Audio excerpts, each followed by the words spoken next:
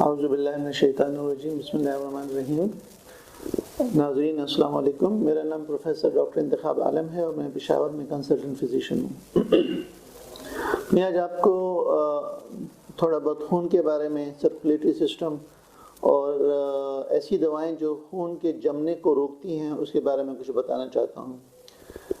ہماری زندگی کو قائم رکھنے کے لیے ہمارا خون کا ہمارے رگوں میں گردش کرنا بہت ضروری ہے۔ ہمارا جو دل ہے وہ خون پمپ کرتا ہے اور اس کی وجہ سے وہ جو خون ہے ہماری رگوں میں گردش کرتا ہے، اور خون دو انتہائی اہم کام انجام دیتا ہے۔ ایک تو آکسیجن اور نیوٹرینٹس ہماری بدن کے ہر خلیے کو پہنچاتا ہے، اور یہ آپ یاد رکھیں کہ ہمارا بدن 37.2 ٹریلین سیلز یعنی خلیوں سے مل کے بنا ہوا ہے، اور اتنے چھوٹے ہوتے ہیں کہ جیسے مثلا میں آپ کو مثال دوں کہ خون کا سرخ خلیہ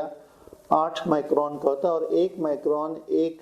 میٹر کا 10 لاکھواں حصہ ہوتا ہے۔ تو یہ خلیے اتنے چھوٹے ہوتے ہیں کہ خودبین کے بغیر نظر نہیں آتے۔ تو ہر خلیے کو آکسیجن پہنچانا اور نیوٹرینٹس مطلب کاربوہائیڈریٹس، پروٹینز، فیٹس پہنچانا یہ خون کا کام ہے۔ اور جب میٹابولزم ہوتا ہے تو اس سے کچھ فاسد مادے اور کاربن ڈائی آکسائڈ پیدا ہوتی ہے، تو یہی فاسد مادے اور کاربن ڈائی آکسائڈ واپس لے جا کر کاربن ڈائی آکسائڈ ہماری سانس کے ذریعے باہر خارج ہو جاتی ہے، اور جو فاسد مادے ہیں وہ ہمارا گردہ خارج کرتا ہے، ہمارا لیور اس کو ڈیٹاکسیفائی کرتا ہے۔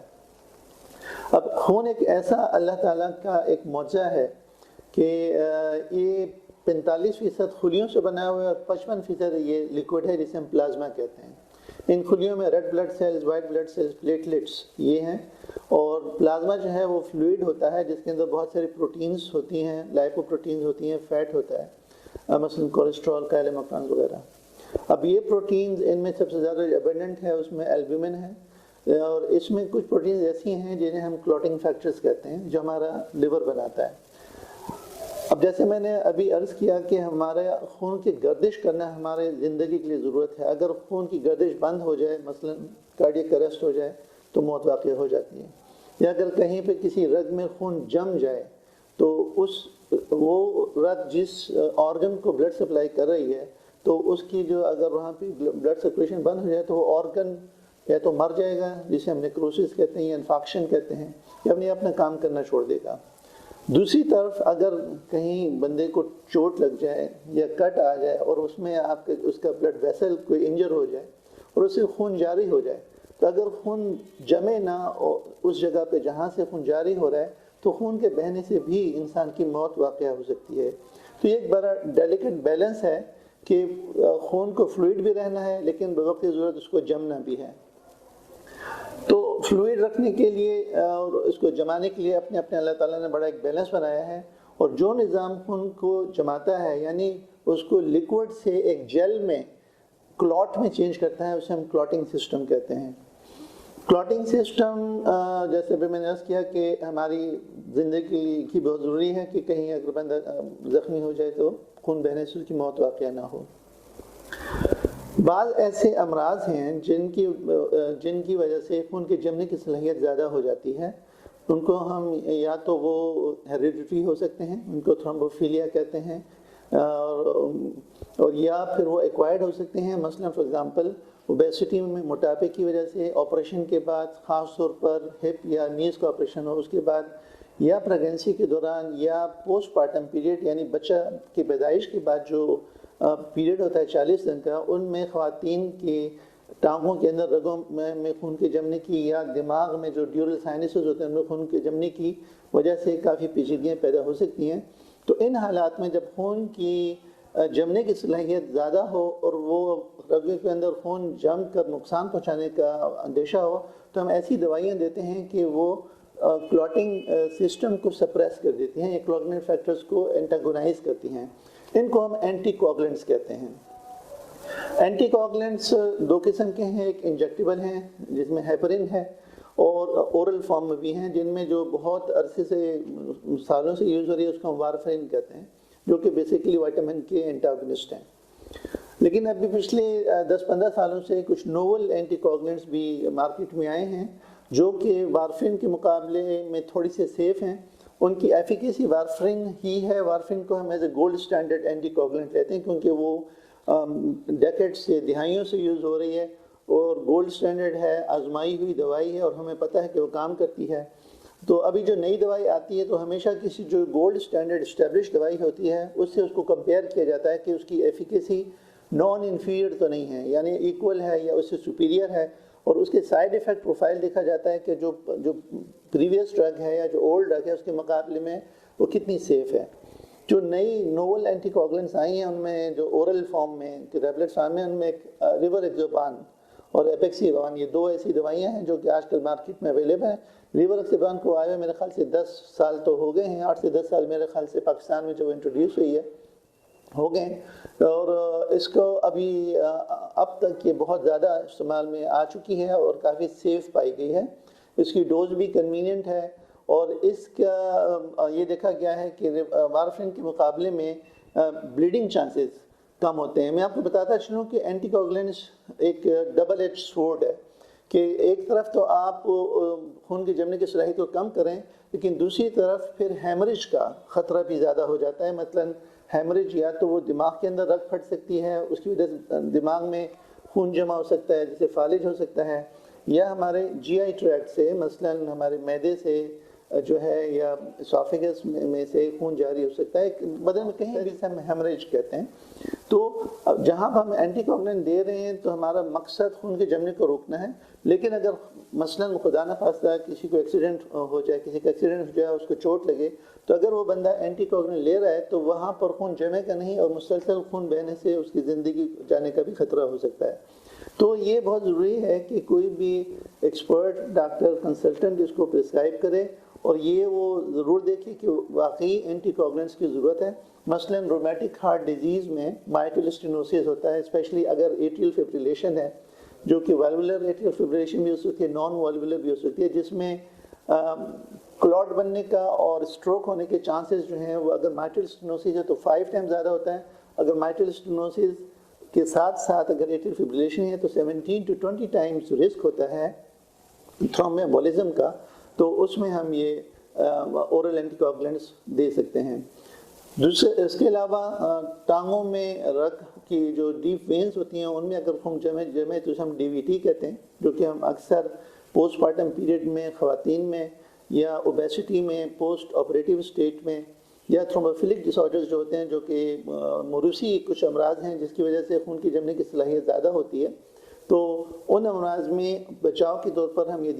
دے سکتے ہیں. یا اگر کسی کو ڈی وی ٹی ہو گیا ہے اگر تو وہ پرووکڈ ہے، مطلب جو میں نے آپ کو بتایا ان حالات میں ہو تو اس کو ہم پرووکڈ ڈی وی ٹی کہتے ہیں. تو اس میں ہم پیشنٹس کو ایڈمٹ کر کے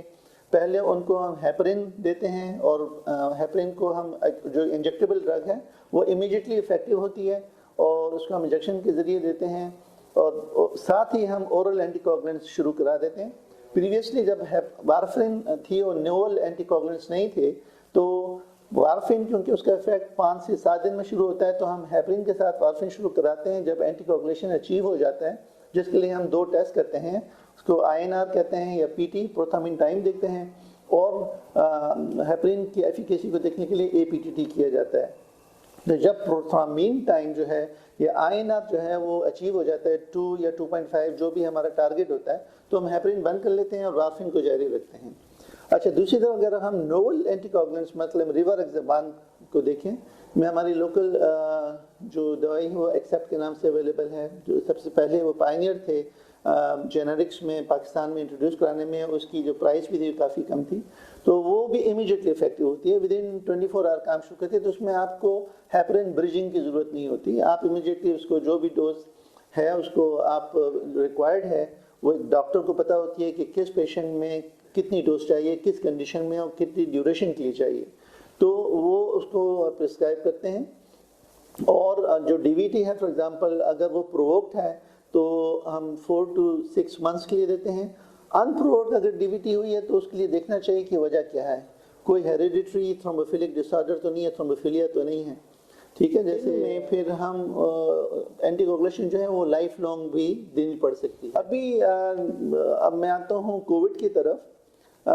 جب دسمبر 2019 میں کورونا کی ایپیڈیمک شروع ہوئی تو شروع میں تو یہی خیال کیا جا رہا تھا کہ یہ صرف ریسپیریٹری ٹریکٹ انفیکشن ہے، نیمونیا کرتا ہے اور ایک کنڈیشن جسے ہم ARDS کہتے ہیں وہ کرتا ہے، جس سے ریسپریٹری فیلئر ہوتا ہے، بدن کی خون کی آکسیجن کم ہو جاتی ہے، پیشنٹ کے مرنے کے چانسز زیادہ ہوتے ہیں. تو اس میں پیشنٹس کو یوزلی انیشلی عام طور پہ جب وہ ان کا آکسیجن لیول سیچوریشن بہت ہی کم ہوتی تھی، ان کو ریسپریٹری فیلئر ہوتا تھا، تو پیشنٹس کو وینٹیلیٹر پہ ڈال دیا جاتا تھا. لیکن یہ پھر دیکھا گیا کہ اس کے کچھ نتائج اچھے نہیں نکلے، اور بہت کم مریض لیس دین 1 to 2% جو تھے وہ وینٹیلیشن سے واپس آئے، ان کو وین آف کیا گیا. لیکن جو ریسرچ ہوتی رہی تو پتہ لگا کہ کووڈ کی پیتھوجینیسس صرف ریسپریٹری ٹریکٹ تک محدود نہیں ہے، بلکہ جو